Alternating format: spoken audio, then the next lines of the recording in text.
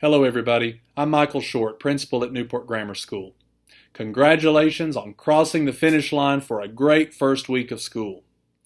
Whether your child was with us here in person this week or joining us as a remote learner, we hope you've had a good start to the school year. I want to share some things about both our in-person and virtual programs today, and I hope to begin doing videos like this regularly as we move through the school year.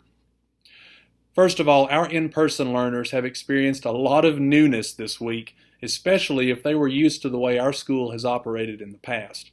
Our new world of masks and social distancing are just a couple of things that we're doing differently here at school to address the coronavirus.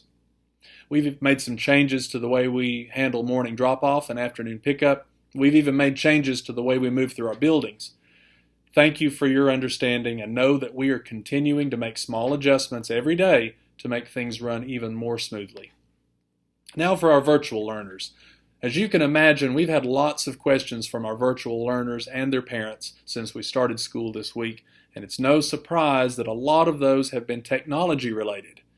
We've added an area to our school website to help with some of the more common things we're seeing with virtual learners, like how to access Google Classroom or how to troubleshoot a Chromebook. You can find all of these new resources at www.newportgrammar.org/virtual. I want to tell you how much we appreciate your patience while we've gotten this idea of virtual school off the ground.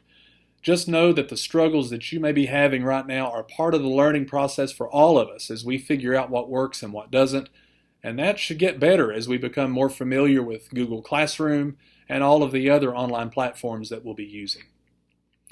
We all know that our technology-driven world can be overwhelming at times with text messages, dojo messages, emails, and notifications. Sometimes we feel like we're drowning, and sometimes our teachers do too. Most of our teachers are interacting with both virtual and in-person students on any given day, and sometimes instant communication simply isn't possible.